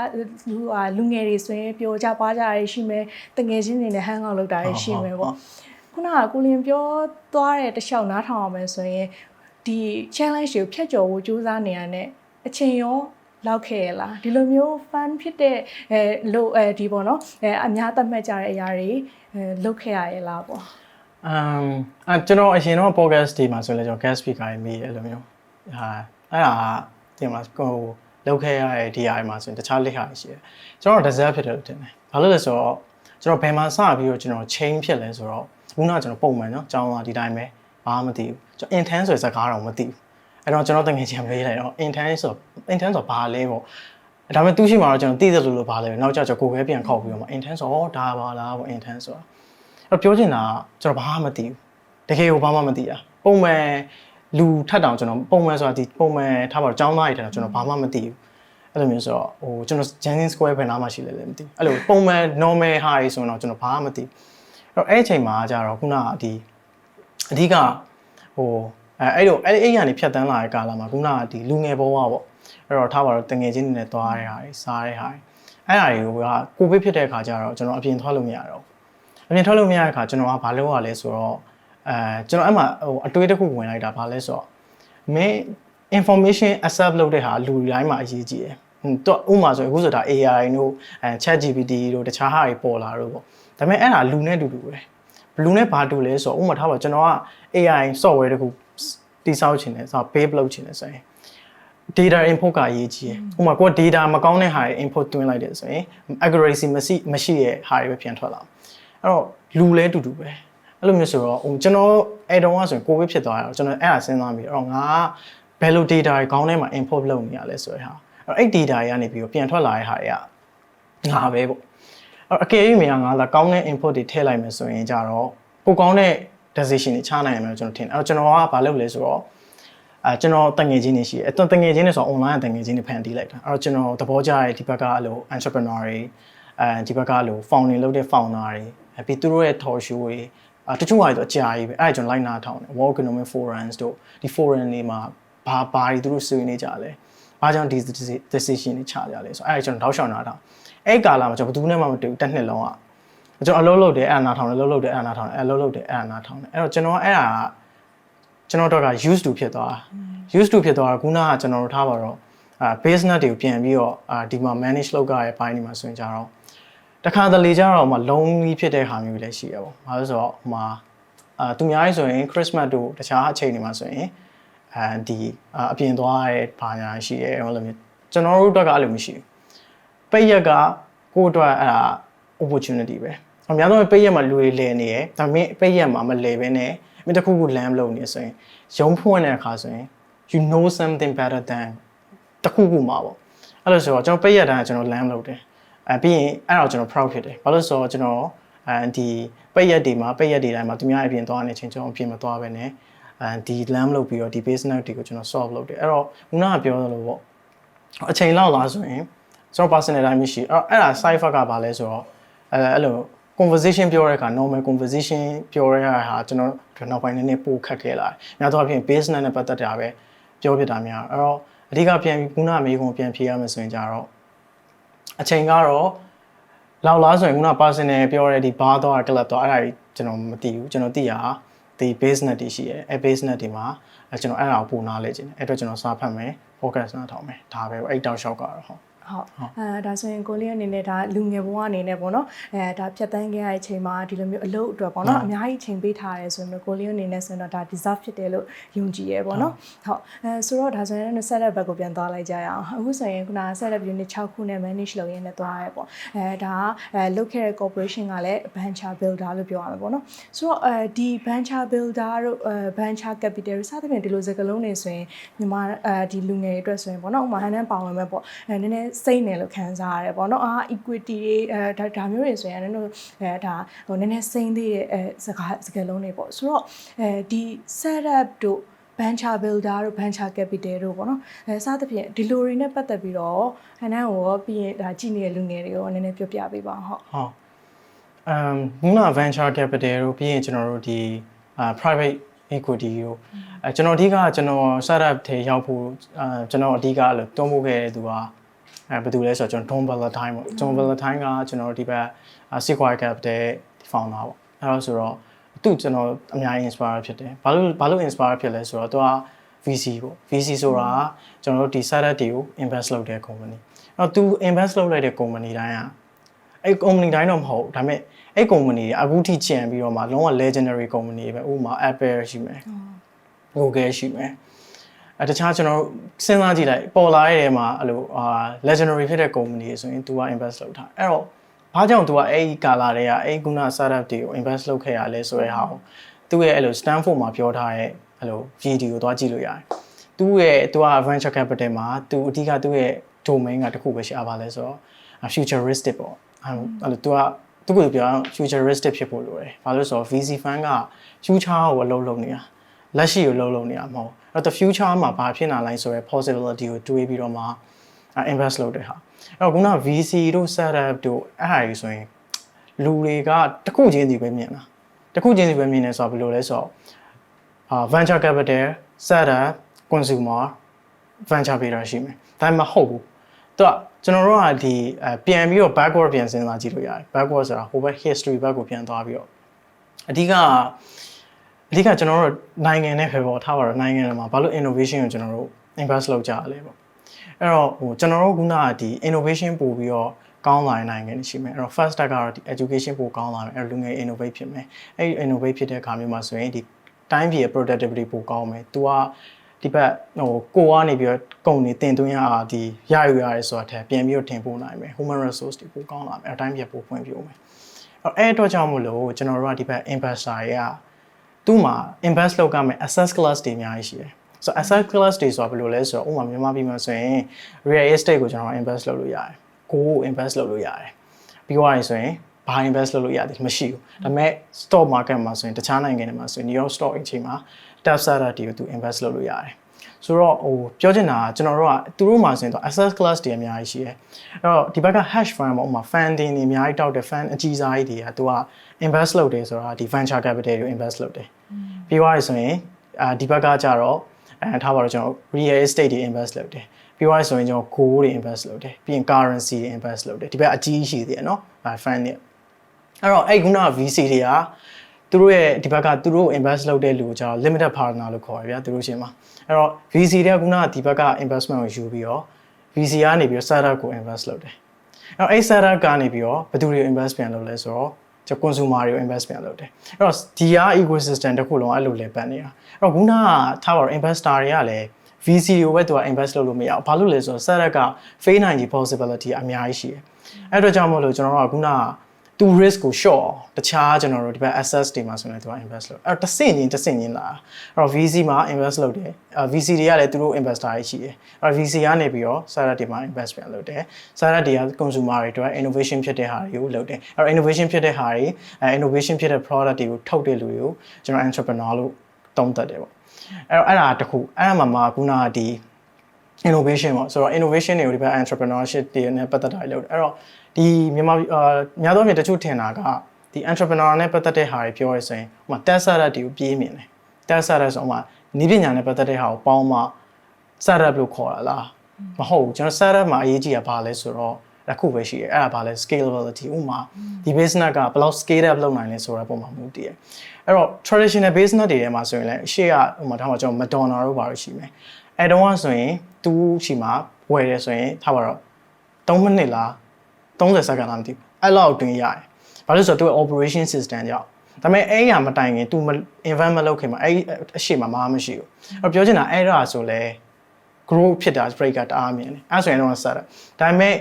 မတော်နာပေါ်ခေတ်ကအဝေးအဲ့တော့ခုနကလို့ကျွန်တော်ခုန internet တွေ semiconductor တွေဖွင့်ပြလာတဲ့အခါမှာ technology နဲ့ပတ်သက်တဲ့ startup တွေကကြတော့ scalability ပိုမြင့်တယ်။ဘာကြောင့်လဲဆိုရင်အခုကျွန်တော်ကလက်ဖေးဆိုင်ဖွင့်ထားရင်ကျွန်တော်ဒီလမ်းထိပ်ကလက်ဖေးဆိုင်က customer တွေကိုပဲကျွန်တော်က service ပေးနိုင်မှာ။ဒါပေမဲ့ကျွန်တော်က wine 10 wine ဆိုရင်အဲ့ wine ကိုကျွန်တော်1000ရတယ်ဆိုရင်10 wine ဆို10သိန်းlimit ပဲ။အဲ့ထက်10သိန်းရချင်မရအောင်10သိန်းရချင် wine ထက်ချက်။ဒါပေမဲ့ tech startup မှာမဟုတ်ဒီ startup တစ်ခုပဲ။ဒါပေမဲ့similar ဖြစ်တဲ့ demographic ကိုကျွန်တော်တို့ကမြန်မာနိုင်ငံလုံးကိုရောက်နိုင်တယ်။အဲ့တော့ scalability ပိုများတယ်။ဒါပေမဲ့တခြားကျွန်တော်တို့နိုင်ငံအနေထားရတခြားအခြေအနေအကြောင်းကြောင့်ဒါအရင်မဖွင့်ပြသေးရ။အဲ့တော့ပြောချင်တာကခုနကလိုမျိုးကျွန်တော်တို့က innovation တွေပေါ်လာဖို့အတွက်ဒီဘက်မှာ invest လုပ်တဲ့ဟာသူ့ရဲ့ hierarchy ကသူ့ဟာနဲ့သူတက်ရှိပြီးသားမှာ VC, startup, consumer အဲ့ startup မှာ innovation တွေကို provide လုပ်ပေးတဲ့လူတွေက entrepreneur ဖြစ်ပြီးတော့အဲ့ entrepreneur တွေကဒီဘက်လူတွေကို educate ဖြစ်အောင်ပို့ပြီးတော့သူ့ရဲ့လူနေမှုစင်တန်းအောင်မြင်မအောင်စူးစမ်းပေးတယ်။အဲ့ time ရပို့ပြီး productivity ပိုကောင်းလာတယ်။အဲ့တော့ထုတ်နိုင်ဆိုရင်ပိုများဒါကသူ့ရဲ့ venture capital တို့ entrepreneurship တွေနဲ့ပတ်သက်တဲ့ a bit picture ပေါ့အဲ့ဒါကိုအရင်ဆုံးသိဖို့လိုတယ်လို့ကျွန်တော်ထင်တယ်ဆိုတော့ဒါ hash fund အကြီးတွေကနေပြီးတော့သူ့မှာဆိုရင်တခြား asset class တွေကို invest လုပ်ရင်းနဲ့မှာတစ်ဖက်မှာလည်းဒါ VC ရှိရဲပေါ့ VC တွေကနေပြီးတော့ startup တွေကိုပြန်ပြီး invest လုပ်မယ် startup တွေကျတော့ဒါအသုံးဆွဲတဲ့ consumer တွေအတွက်ကို innovation တွေပေါ်ပေါက်လာရပေါ့ဆိုတော့ဒီဥစ္စာနောက်ဆုံးမှာလည်း consumer တွေအတွက်လည်းအများကြီးကောင်းပြီးတော့ဒါအချင်းအားလုံးဝင်းဖြစ်တဲ့ ecosystem တစ်ခုလို့လည်းပြောလို့ရတာပေါ့ဆိုတော့အဲ့တို့ဒီမြန်မာနိုင်ငံမှာရောဒီ startup ecosystem ပြီးရင်ဒီလိုမျိုးပေါ့နော် fan အနေနဲ့သွားတဲ့ပုံစံမျိုးတွေမှာရောဘယ်လိုရှိလဲအဓိကကျွန်တော်ဒီမြန်မာပြည်မှာပေါ့မြန်မာပြည်မှာကျွန်တော်အဲ့ VC ကိုစိတ်ဝင်စား VC ကိုစိတ်ဝင်စားတဲ့အတွက်ကျွန်တော်တောက်လျှောက်တခြား VC fan တွေရှိနိုင်ငံခြားဟာကျွန်တော်ကြည့်တယ်ပြီးကျွန်တော်အားကြောင့်မို့လဲဒီဘက်ကကျွန်တော်တခြားအဲ့လို venture ပေးတဲ့ company ကို join ဖြစ်တာအဲ့ဒါတခုတည်းသောကျွန်တော် inspire ဒီမှာဆိုရင် startup တွေအများကြီးရှိတယ်ငါတို့အများကြီးလေ့လာလို့ရတယ်ဆိုတဲ့အတွက်ကြောင့်ကျွန်တော်အလကားလုပ်မယ်ဆိုပြီးတော့ဒီဟာကိုလေ့လာချင်တာအဲ့တော့မြန်မာပြည်မှာအခြေအနေရကြတော့များသောအားဖြင့်ကျွန်တော်မြန်မာပြည်အနေထားက infrastructure ဘိုင်းမှာအများကြီးလိုအပ်သေးတယ်ဆိုတော့ infrastructure ဘိုင်းဆိုတာဘယ်လိုဟာမျိုးလဲဆိုတော့ဥမာဟို test server တခုကျွန်တော်တို့ကအောင်မြင်ဖို့အတွက် test server တခုကဥမာဆက်ဆက်ဖြစ်ဖို့အတွက်ဘာလိုလဲဆိုတော့ customer လိုတယ်အဲ့တော့ customer မရှိဘူးဆိုရင်ဒီ test server ကဘယ်သူသွားရအောင်ပါလဲအဲ့တော့ဒီ customer ကကြတော့ test server ကို startup တွေကို consume လုပ်ဖို့အတွက်ကဂျားထဲမှာကျွန်တော် internet ရှိဖို့လိုတယ်ပြီးရင်ကျွန်တော်ဖုန်းရှိဖို့လိုတယ်ဖုန်းကောင်းကောင်းရှိဖို့လိုတယ်ပေါ့ဒီအရင်နဲ့မနေတဲ့ဟာမျိုးပေါ့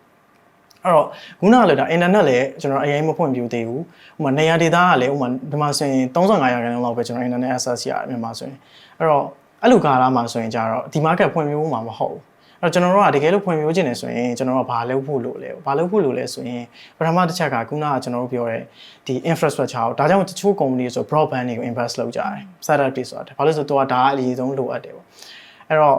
ဒီ internet အရင်ဆုံးလိုတယ်ပြီး consumer ရဲ့အဲ့ဒါကိုတုံးရမယ်ဆိုတော့ education တစ်ခုလိုတယ်ပြီးချင် mobile phone တစ်ခုလိုမယ်ဒါကကြတော့ခုန consumer တွေဘက်ကအဲ့တော့အဲ့ consumer တွေကိုကျွန်တော်တို့ကဒီ supply လုပ်ချင်တဲ့လူငယ်တွေလည်းရှိနေမယ်အဲ့တော့ consumer ရှိမှ supply လုပ်မှာလား consumer မရှိဘဲနဲ့ supply လုပ်မှာလားကြက်ဥနဲ့ကြက်မှပြဿနာလိုမျိုးပဲအဲ့တော့ဒီဘက်မှာ setup လုပ်နေတဲ့ဟာမှာဆိုရင်လည်းဒီ consumer တွေကိုကျွန်တော်တို့က direct ရောက်ပြီးတော့ဒါတွေ set လုပ်ဖို့အတွက်ကျွန်တော်တို့ cash လိုတယ် investment လိုတယ်အဲ့တော့ VC fund တွေရှိမယ်တခြား investor တွေရှိမယ်အဲ့တော့အဲ့ VC fund တွေကလည်းမြန်မာပြည်မှာကျတော့ခုနကလည်းမျိုး consumer တွေကအများကြီးမရှိသေးတဲ့အတွက်ဒီဘက်က risk ကပိုများတယ်တာမန်နိုင်ငံတွေထက်အဲ့တော့အဲ့ဒါကိုစလုပ်ဖို့အတွက်လူငယ်အနေနဲ့ဆိုရင်တို့ကြုံတွေ့ရတဲ့ problem တွေရှိမယ်အဲ့ဒါကို invest လုပ်ဖို့ကြတော့လေ investor တွေက risk များတယ်အဲ့ဒီအစားတခြားကျွန်တော်တို့ potential ရှိတဲ့ real estate တွေမှာသူ invest လုပ်ရင်သူ high return ပို့ရနိုင်တယ်အဲ့တော့ပြန်ချုံပြောရရင်တော့မြန်မာနိုင်ငံမှာကျတော့အဲ့လိုမျိုးခုန risk ပေါ့အဲ့ဒါကြီးရှိတယ်ဒါပေမဲ့အဲ့ဒါတွေကိုကျွန်တော်တို့ဒါဆက်လုပ်နေတဲ့လူတွေအများကြီးပေါ်လာဆိုရင်ပိုကောင်းနိုင်မယ်လို့ထင်တယ်ဒါပေမဲ့ဒီ risk ကတော့ကျွန်တော် fail လည်း fail နိုင်တယ်ဆက်လည်းဖြစ်နိုင်တယ်ဒါပေမဲ့တကယ်ကိုကဆက်ဖြစ်အောင်လုပ်နိုင်တယ်ဆိုရင်ကျွန်တော်တို့ပတ်ဝန်းကျင်အတွက်တခြားဒီ data set တွေအတွက်အများကြီးထောက်ကူရှိအဲ့တော့ပြန်ချုံပြောရရင်တော့ခုနကဒီက infrastructure ပေါ့ infrastructure ဆိုတာဒီဘက်ဒီဟာကိုအသုံးပြုမဲ့လူတွေပြီးနောက်တစ်ခုကဒီဘက် data set တွေကို support ပေးမဲ့investor တွေပြီးရင်ဆိုရင်ကျွန်တော်တို့ဒီဘက် investor ရှိဖို့လိုတယ်နောက်ဆုံးတစ်ချက်ကတော့ capital market ပေါ့အဲ့တော့ investor တွေက angel investor တွေလိုက်ရှာနေရတယ်ဒါပေမဲ့တခြားနိုင်ငံတွေမှာဆိုရင် stock exchange မှာ listed သွားလို့ရတယ်ဒါပေမဲ့ကျွန်တော်တို့ရှိမှာ listed လုပ်လို့မရသေးဘူးအဲ့လိုဆိုတော့ capital market ပေါ့ဒီလိုဟာတွေအများကြီးလိုတယ်အပြင်ချုံပြောရင် infrastructure ပိုကောင်းလာဖို့လိုတယ်အကျွန်တော်ဒီဟာကို support ပေးရလူတွေပိုများလာဖို့လိုတယ်ပြီး capital market ရှုဖို့လိုတယ်အဲ့ဒါရှိရဆိုရင်တော့အခုထပ်တော့ပို့ပြီးဖွင့်ပြလာမယ်လို့ထင်တယ်ပေါ့ဆိုတော့ကိုလင်းအနေနဲ့လည်းပေါ့နော်ခုနကဒီမြန်မာနိုင်ငံမှာဒီ infrastructure နှောင်နေတာလေးတွေပြီးတော့ခါကျတော့ဒီ setup အနေနဲ့ဆိုရင်လည်းဒါ consumer အရေးအတွက်ကဒါmarket side ကသေးနေသေးရပေါ့နော်ပြောလို့ရရပေါ့ဆိုတော့ဒါကိုလည်းသိထားတယ်ပြီးရင်ကိုကိုရိုင်းလည်းဒါ setup industry မှာပေါ့နော်ဒီ venture builder မှာဝင်လုပ်ခဲ့ဘူးရပေါ့ဆိုတော့ခါကျတော့ဒီ industry ရဲ့အကောင်းချင်းဆိုခြင်းပေါ့နော်ဒါကိုတေချာသိပြီးသား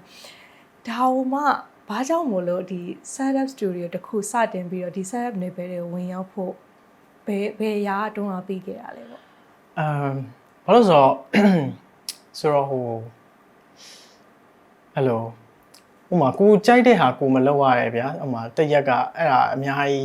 းကျွန်တော်တို့ဖိန်းဖြစ်တယ်သူများရတော့မသိဘူးကျွန်တော်မကြိုက်တာကျွန်တော်မလုပ်ဥမာကျွန်တော်လူနဲ့သွားတွေ့ရကျွန်တော်တိတ်မကြိုက်ဘူးဆိုကျွန်တော်မတွေ့ပြီးရင်ကျွန်တော်တိတ်မကြိုက်ဘူးကျွန်တော်အဲ့လို comfortable ဖြစ်တဲ့ဟာဆိုကျွန်တော်များသောအားဖြင့်ရှောင်တယ်အဲ့တော့များသောအားဖြင့်ရှောင်တယ်ပေါ့အဲ့တော့ကျွန်တော်ကြိုက်တာတွေပဲကျွန်တော်လုပ်ချင်တယ်အခုနကကျွန်တော်ပြောသလိုပဲဒီ startup တို့ VC တို့ဒါတွေကိုကျွန်တော်သဘောက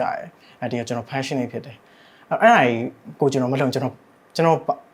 တော်ဘာလုပ်ရမလဲကျွန်တော်မသိဆိုလို့ကျွန်တော်ဥပမာကျွန်တော်အဲ့ဒီဟာကိုဥပမာကျွန်တော်ရဲ့ live မှာဗျာဥပမာ experience ရှိမယ် segment တွေရှိမယ်ဆိုရင်ဒီ startup ဆိုတဲ့ဟာကိုဖယ်လိုက်ရင်ကျွန်တော်ဘ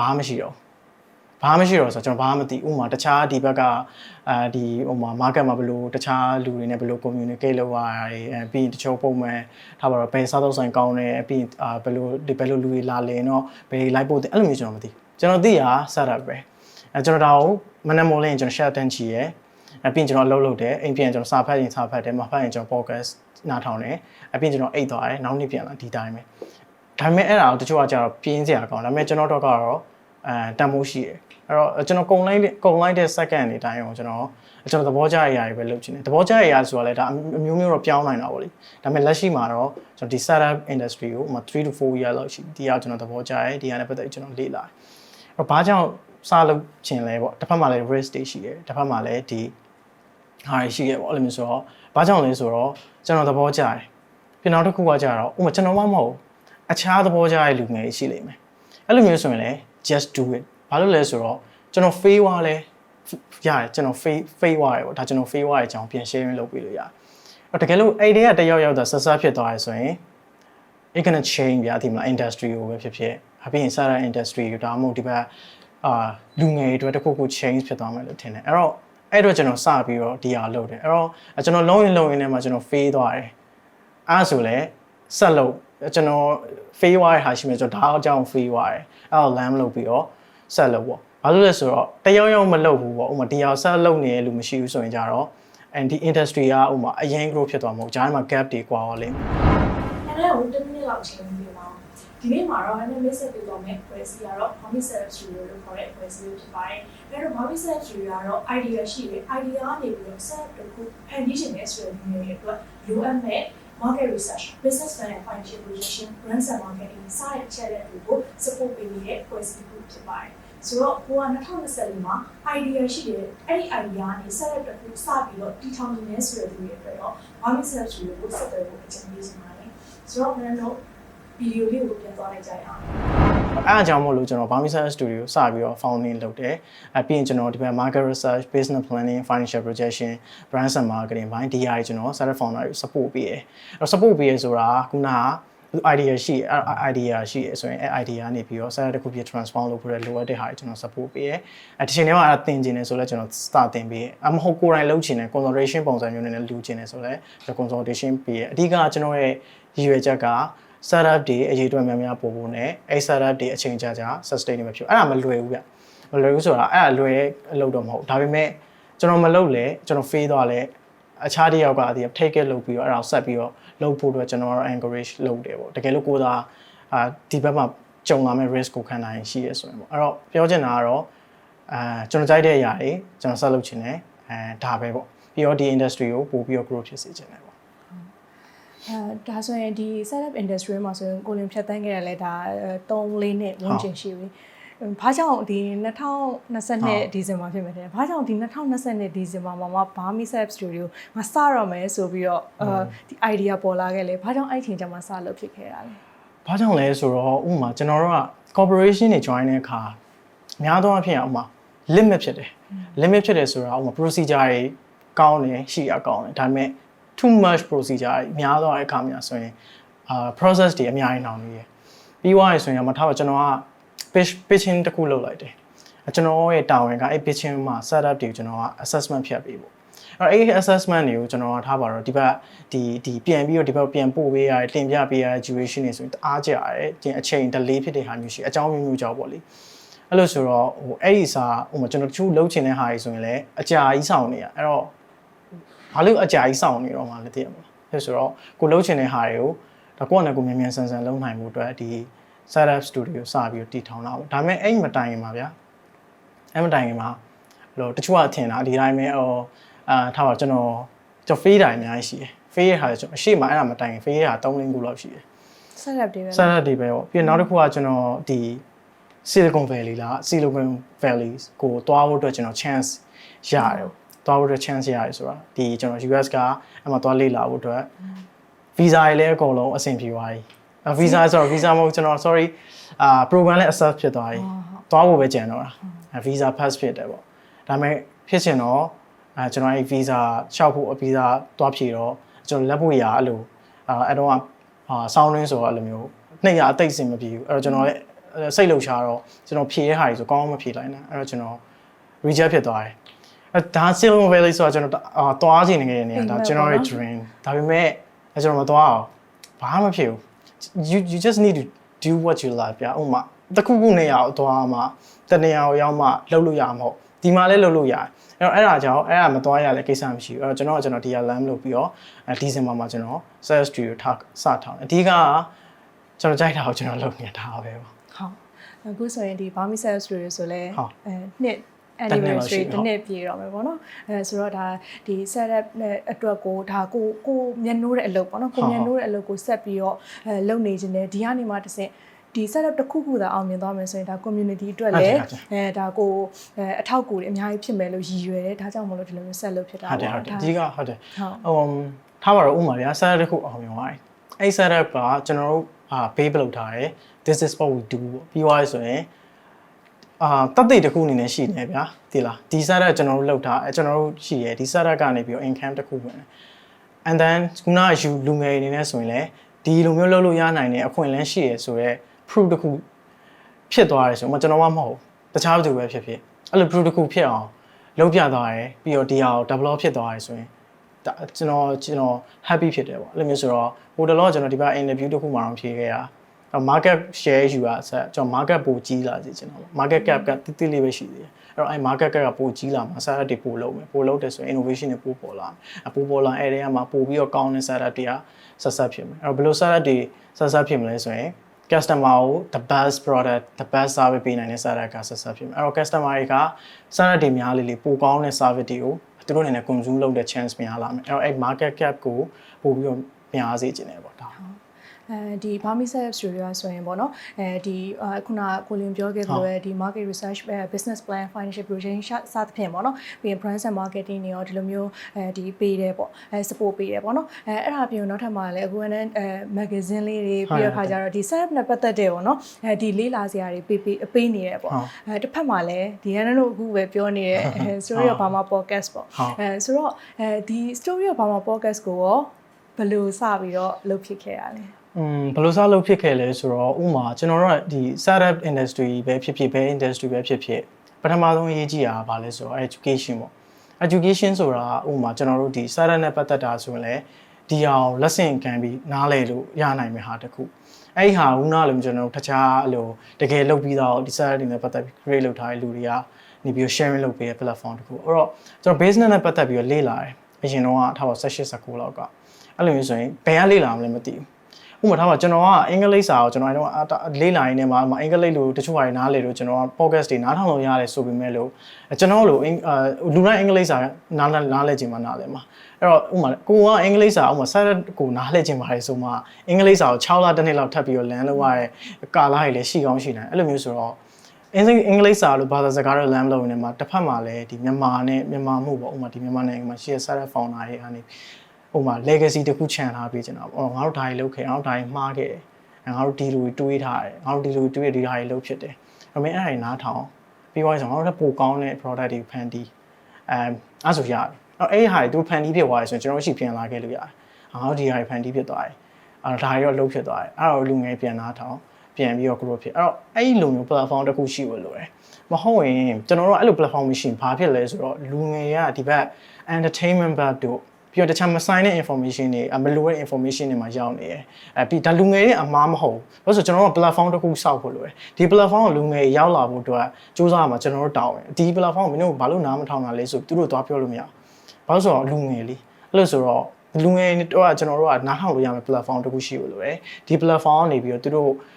့ဒီကြားတဲ့ information တွေသတင်းအချက်အလက်တွေအဲ့ဒါတွေကသူတို့အတွက်အသုံးဝင်ဖို့လိုတယ်အဲ့တော့ဒီအောင်နားထောင်ကြည့်အသုံးဝင်တယ်I feel something ငါ passionate ဖြစ်တယ်ဆိုခံစားချက်တော့ဒီမှာခံစားရတယ်ငါ passion now like တယ်ဆိုတာ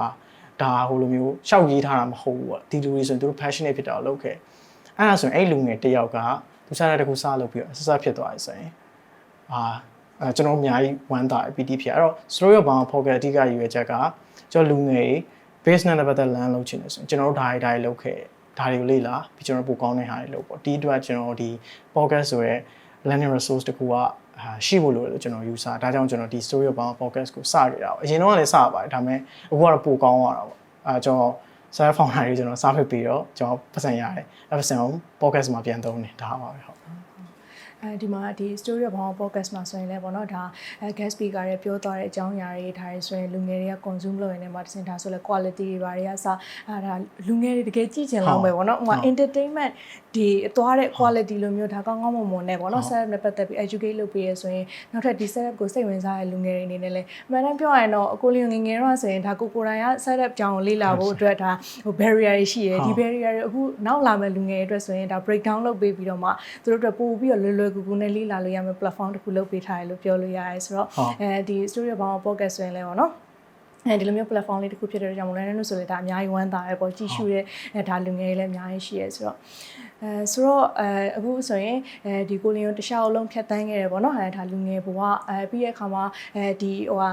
အလုပ်တွေစပြီးဝင်လျှောက်တယ်ပြီးတဲ့နောက်မှာဒီ corporation တွေဝင် join တယ်နောက်ပြီးတော့ဒီ setup studio စပြီးထောင်တယ်အခုလက်ရှိကတော့ဒီ story of Burma podcast ပေါ့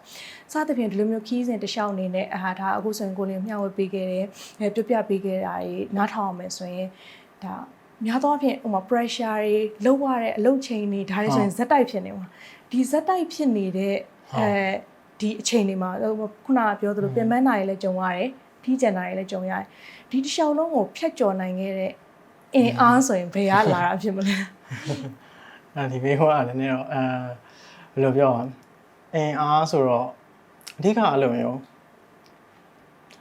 အဓိကကျွန်တော်ပျော်တဲ့ဘယ်လိုချိန်မှာပျော်လဲဆိုတော့ဥပမာတချို့ကတော့ work life balance ပေါ့ဥပမာအလုပ်လုပ်တယ်ပြီးသွားဆိုရင်တခုခုမှထားလိုက်တာတနေရာသွားလိုက်တာဖြစ်အဲ့ဆိုရင် work life balance ကျွန်တော်တို့ work life balance ဆိုအဲ့လိုမဟုတ်ဥပမာကျွန်တော်အများသောအားဖြင့် stress ဖြစ်တဲ့အောင်စိတ်ဖိစီးမှုများတာအဓိကအဲ့ရမဖြေရှင်းလို့ဥပမာကျွန်တော်စိတ်ဖိစီးမှုများတဲ့ဟာကိုကျွန်တော်ကတငယ်ချင်းတွေနဲ့တွားတွေ့ပြီးတော့ဗျာကျွန်တော်တွေ့ပြီးတော့နော်တငယ်ချင်းတွေနဲ့တွားတွေ့လိုက်ပြီးတခြားနေရာတွေတွားလိုက်အဲ့လိုတွားလိုက်တာဒီစိတ်ဖိစီးမှုကိုမဖြေရှင်းနိုင်ဘူးကျွန်တော်စိတ်ဖိစီးမှုများတဲ့ stress တော်များများ you're not working on these things အဲ့လိုမျိုးဒီဟာကိုကအလုံးမလုံးနေဘူးဆိုပြီးတော့အလုံးမလုံးနေတဲ့ကာလမှာပို့ဖြစ်တယ်ကျွန်တော်တို့လည်းအဲ့လိုပဲအဲ့တော့ကျွန်တော်တချို့ဟာတွေမှာဆိုရင်ကျွန်တော် stress များတယ်စိတ်ဖိစီးမှုတအားများအဲ့ဆိုရင်အဲ့ဟာတွေကိုကျွန်တော်ကရှင်းရတယ်ထားပါတော့ကျွန်တော်ထားလုပ်လိုက်ရတယ်မလုပ်လိုက်ဘူးဆိုရင်အဲ့စိတ်ဖိစီးမှုကကျွန်တော်တလုံးလိုက်နေမှာအဲ့လိုဆိုတော့ဒါပေမဲ့တခါလေကြတော့ဗျာကျွန်တော်ဒီအခုတခြား startup တွေနဲ့လည်းကူညီပေးတယ်ပြီးရင်စာသင်တာလည်းရှိမယ် podcast အဲ့တော့ test တွေကပုံများလေပို့ပြီးတော့ဒီမှာဂျိုးအောက်တွေရှိနိုင်လေပဲအဲ့ဟာတွေဆိုရင်ပြန်ဖာရတဲ့အခါပြန်ပြီးတော့ကိုယ်တွေကအလုပ်လုပ်ကြတဲ့အခါအချိန်မလောက်ဘူးဗျာတင်အချိန်မလောက်ဆိုတာဥပမာဒီအချိန်မလောက်ဘူးတချို့ကကျွန်တော်အကောင်းဆုံးလုပ်ချင်တယ်အဲ့လိုဆိုအချိန်ချို့ရတယ်မလောက်ဒါပေမဲ့အခုနောက်ပိုင်းတော့ပိုကောင်းလာတာကျွန်တော် team ရှိရပေါ့ဆိုတော့ team ရှိရဆိုတာတခြားမဟုတ်ဘူးပေါ့ဥပမာဘယ်လို team မျိုးကျွန်တော်လိုချင်လဲဆိုဥပမာကျွန်တော် mistake တွေကဥပမာဗျာကျွန်တော်အခုထားပါတော့ဒီ microphone ကိုကျွန်တော်မတက်တတ်ဘူးအဲ့ဆိုရင်တချို့ကကြောင် microphone တော့မတက်တတ်ဘူးဆိုပြီးတော့ပြောလိမ့်မယ်ဒါပေမဲ့ကျွန်တော်ထင်ရလို့ကျွန်တော်ပြောမှာမဟုတ်ဘာလို့ဆိုတော့ကျွန်တော်မတက်တတ်ဘူးဒါကျွန်တော်တော့ခက်တယ်ဗျာတချို့ဟာတွေကဒါပေမဲ့ကျွန်တော်အပိုင်းကဒီ setup နဲ့တခြားဟာတွေပါအဲ့တော့ကျွန်တော်ကအဲ့လို stupid ဖြစ်တဲ့ moment တွေကိုကျွန်တော်ထင်ရှေ့မှာကျွန်တော်ကလွတ်လပ်ပြနိုင်တယ်အဲ့လိုမျိုးဆိုတော့ဒီဟာကကျွန်တော်ဒီကျွန်တော်တို့အများကြီး comfortable ဖြစ်စေတယ်အဲ့အနေမှာတစင်ခုနလိုမျိုးဒီစတင်ခဲ့အင်အားဆိုရင်ကျွန်တော်တယောက်ထဲနဲ့မရဘူးကျွန်တော်တယောက်ထဲနဲ့လုံးနိုင်မှာမဟုတ်ကျွန်တော် team ရှိတယ်အဲ့ team ကလည်းကျွန်တော် mistake တွေဆိုရင်အနားလေပြီးအများကြီးပြီးသွားဆိုရင်ကျွန်တော်လုပ်ချင်တဲ့ဟာတွေဆိုရင်အကောင်းဆုံး execute လုပ်ပြီးအဲ့ team ရှိတဲ့အတွက်ကြောင့်မလို့ကျွန်တော်လုပ်ချင်တဲ့ဟာတွေအခုဆိုရင်တဖြည်းဖြည်း permission စထောင်တယ် podcast တွေစရိုက်တယ်ပြီးသွားဆိုရင်ကျွန်တော် magazine တွေစလုပ်တယ်ဒါတွေတဖြည်းဖြည်းလုပ်နိုင်တာကျွန်တော်ကြောက်တော့မဟုတ်ဘူးကျွန်တော်ရဲ့ team ရှိလို့ပေါ့အဲ့ team နဲ့နေရဆိုရင်လည်းကျွန်တော် comfortable ဖြစ်တယ်အားကြောင့်ပေါ့ဟုတ်ကဲ့ပါဒါအခုဆိုရင်တို့အချိန်လေးလည်းလင့်လာပြီပေါ့ဆိုတော့ဒီခီးစဉ်တခြားအကြောင်းအရာတွေပြီးရင်ဒီဖြတ်ကျော်ခဲ့တဲ့ challenge တွေပြီးတော့ခါကျအခုဆိုရင်ဖြတ်ကျော်နိုင်ခဲ့တဲ့အင်အားတွေပေါ့ဒါဆိုရင် team အနေနဲ့ဒီလိုမျိုးအင်အားတွေဒါတွေတစ်လျှောက်လုံးလည်းပြပြခဲ့ပြီးသွားပြီဆိုတော့ဒီနောက်ဆုံးအနေနဲ့မေးခွန်းလေးတစ်ခုမေးချင်တယ်ပေါ့ဒီနောက်ဆုံးမေးခွန်းလေးကကြတော့အခုဒီခုနကကိုလေးသဘောကျတာကလေ futuristic ဖြစ်တဲ့ပုံစံမျိုးသဘောကျအခုနောက်လာမယ့်အနာဂတ်ပေါ့နော်အခုဆို2024လည်းရောက်တော့မယ်အနာဂတ်မှာရောကိုလေးအနေနဲ့ဘာတွေဆက်လုပ်သွားဖို့ရှိလဲပြီးတော့ဒီ podcast လေးကနေတဆင့်ကြည့်နေတဲ့လူငယ်တွေလည်းရှိမယ်ဆိုတော့လူငယ်တွေအတွက်ကိုဘယ်လိုစကားလေးပါခဲ့ချင်လဲပေါ့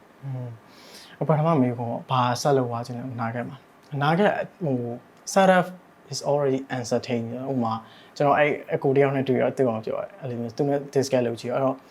startup ကငကိုတဲ့ uncertain အခုချိန်မှာပို့ပြီး uncertain ဖြစ်တယ်အဲ့တော့ကျွန်တော်ကမနှက်ဖန်တလဘာဖြစ်မလဲဆိုတာ predict လုပ်ဖို့တာခက်တယ်အဲ့တော့ဘာပဲမဲ့အဲ့လိုမျိုးကျွန်တော် uncertain များလေstartup တွေအတွက်ကသူ့အတွက် opportunity လည်းတစ်ဖက်မှာရှိနေလေအဲ့လိုဆိုအဲ့ဒါကို take it လုပ်ဖို့နဲ့ take it or leave it တူနေပဲဆိုင်တယ်အဲ့တော့ပြောချင်တာကျွန်တော်အနာဂတ်ပဲဖြစ်ဖြစ် 5 year ပဲဖြစ်ဖြစ်6 year ပဲဖြစ်ဖြစ်10 year ပဲဖြစ်ဖြစ်ဘယ်တော့မှမပြောင်းတဲ့ဟာ customer တွေက better service လိုချင်တော့သူတို့လုပ်နေတဲ့ဟာတွေပုံမြင်ဆန်လိုချင်တော့သူတို့လုပ်နေတဲ့ဟာတွေဈေးတက်နဲ့ဝယ်ချင်တော့ဆိုတော့အဲ့ဒီဟာဘယ်တော့မှမပြောင်းနောက်10နှစ်လဲဥမာထားကျွန်တော်က product တစ်ခုထုတ်တယ်ဒီ product ကတော့ကျွန်တော်တို့ကဈေးကြီးနဲ့ပေးဝယ်ချင်တယ်ဈေးကြီးနဲ့ပေးဝယ်ချင်တယ်ဆိုတာမရှိဘူးအဲ့တော့နောက်9နှစ်ပဲဖြစ်ဖြစ်10နှစ်ပဲဖြစ်ဖြစ် customer တွေက the best service အကောင်းဆုံးဝန်ဆောင်မှုလိုချင်တယ်ဈေးတက်နဲ့လိုချင်တယ်ဒါသူတို့ရဲ့အဓိကဟိုအဲ့ဒါတွေတော့ဘယ်တော့မှပြောင်းမှာမဟုတ်အဲ့တော့ကိုယ့်အနေနဲ့ကဥမာ next 5G ရ 6G ရဖြစ်ဖြစ်အခုကာလာဖြစ်ဖြစ်ကျွန်တော်ပြောချင်တာကျွန်တော်တို့ရဲ့ customer တွေကိုfocus ထားဖို့လိုတယ်ဒီ customer တွေရဲ့လိုအပ်ချက်တွေရှိတယ်အဲ့ဒါတွေကိုကျွန်တော်တို့ကအကောင်းဆုံးဖြည့်ရှင်းနေဖို့လိုတယ်လက်ရှိအခြေအနေနဲ့ရောအနာဂတ်မှာဘာဖြစ်လာနိုင်လဲကိုစဉ်းစားပြီးတော့မှ customer အကောင်းဆုံးဖြည့်ရှင်းနိုင်ဖို့လိုတယ်အဲ့ဒါဆိုရင်ကအနာဂတ်နဲ့ကိုယ်နဲ့ align ဖြစ်သွားမှာပဲဒါပထမမေးတော့ဒုတိယမေးခွန်းကကြာလူငယ်ပေါ့လူငယ်ကိုဘာကြံပေးခြင်းလဲဆိုတော့လူငယ်ကများသောအားဖြင့်လူငယ်ကကိုဘာလုပ်ချင်လဲဆိုတော့ကိုမသိဘူးပေါ့အဲ့လိုမျိုးဆိုတော့ကိုဘာလုပ်ချင်လဲဆိုတော့တခြားသူကကျွန်တော်တို့ရှာပေးနိုင်မှာမဟုတ်ဘူးကိုဘာလုပ်ချင်လဲသိဖို့ကိုကလည်းကိုရှာဖွေဖို့လိုတယ်အဲ့လိုရှာဖွေတဲ့အခါမှာလည်းစောစောတွေ့ရင်လည်းတွေ့မယ်နောက်ကျမှတွေ့ချင်လည်းတွေ့မယ်အဲ့တော့ကျွန်တော်ကတော့ချက်ပေါ့ဗျာဥမာ18 19လောက်မှာကျွန်တော်ဘာဖြစ်ချင်လဲတွေ့မတွေ့လည်းပြဿနာမရှိဘူး just do the work ဗျာဥမာလက်ရှိနေတဲ့ဟာတွေလက်ရှိကိုကြုံနေတဲ့ဟာတွေမှာအကောင်းဆုံးလုပ်မသိရနေပဲလက်ဖြည်းဖြည်းလေးလာနေမှာဥမာ polish လုပ်တော့ဥမာဒါကြီးက raw ကြီးဗျာတည်ရမှာအဲ့ raw ကြီးကိုမှတဖြည်းဖြည်းနဲ့ကျွန်တော်တို့ကဒီ polish လုပ်ရင်နဲ့မှဒီဟာလေးအဆက်လေးတော့oh that's what I love to do ပေါ့အဲ့လိုဟာကိုတွေးဖို့တော့ကအရှိမအများကြီးဖျက်ပြီးတော့လို့ရတယ်အဲ့တော့အဓိကတော့ကိုအများကြီးတချို့နဲ့မတူတဲ့ level လေးလာကြည့်အများကြီး test လုပ်ကြည့်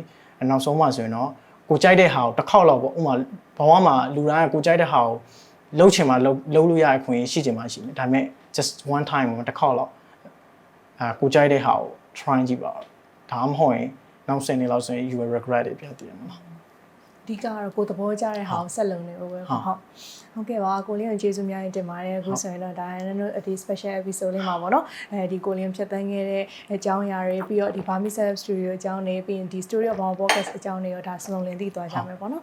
ဆိုတော့ခါကျအခုလိုလာပြောပြကျေးဇူးများတင်ပါတယ်ဟုတ်ကျေးဇူးပါဆိုတော့ဟုတ်နောက် podcast တွေမှာကျွန်တော်ပြန်ပြီးတော့တွေ့ကြပါမယ်